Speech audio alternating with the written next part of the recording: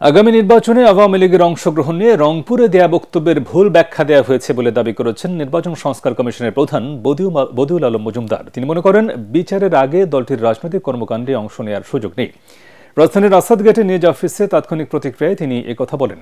এর আগে আওয়ামী লীগের নির্বাচনে অংশ নিতে বাধা নেই এমন খবর গণমাধ্যমে এলে বৈষম্য বিরোধী ছাত্র আন্দোলন সেই বক্তব্য প্রত্যাখ্যান করেন।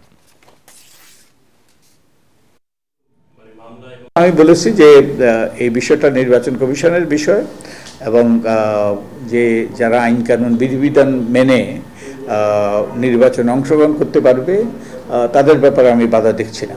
আইসিটি আইনে অনেকগুলো মামলা হয়েছে, শেখ হাসিনা সহ অনেক আওয়ামী লীগের নেতার বিরুদ্ধে হত্যা মামলা হয়েছে। এগুলো শুরু হওয়ার আগে আওয়ামী লীগের পক্ষে রাজনৈতিক কর্মকাণ্ডে অংশ নেওয়া এবং নির্বাচনে অংশ নেওয়া অসম্ভব বলে আমি মনে করি।